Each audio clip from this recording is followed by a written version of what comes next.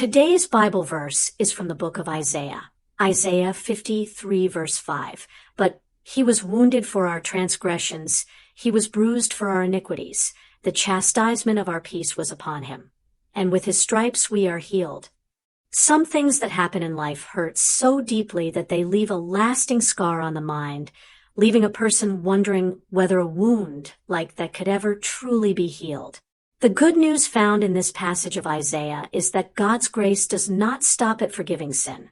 It goes further, restoring wholeness to places that felt permanently broken.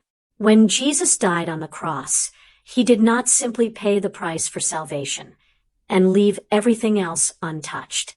He also carried the full weight of emotional pain, physical suffering, and spiritual brokenness that humanity has carried since the fall. The wounds that broke his body became the very source through which healing flows to every wounded heart. Consider the woman with the issue of blood in Mark's Gospel, a woman who had suffered for 12 long years, who had spent everything she had on physicians who could not help her. She reached out in faith toward Jesus, and she experienced restoration beyond anything she could have expected. That same pattern still holds true. Those who reach toward Jesus in faith, however small that faith might feel, encounter restoration that exceeds their expectations.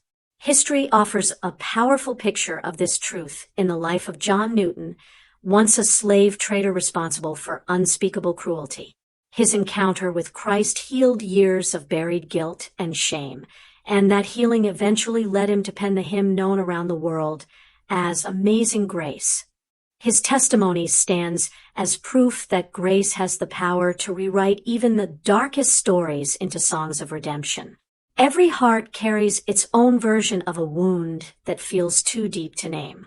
Some carry the pain of betrayal by someone they trusted deeply. Some carry the ache of being stabbed in the back by a friend who should have protected them. Some carry the bitterness of mistreatment or being cheated by someone who owed them better. Scripture is clear about the path forward from that kind of pain. Just as Jesus forgave every sin laid against him, forgiveness must be extended in return.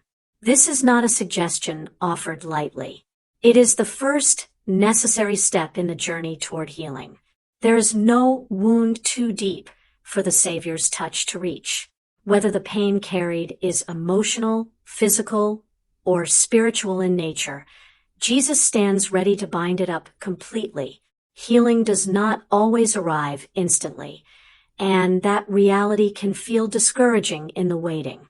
But every moment spent in God's presence brings fresh strength and deepening peace, even before full healing has fully manifested.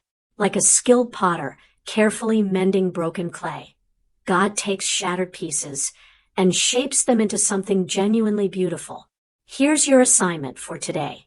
Lay a hand on your chest and declare, "By his stripes, I am healed, spirit, soul, and body." Let's pray together.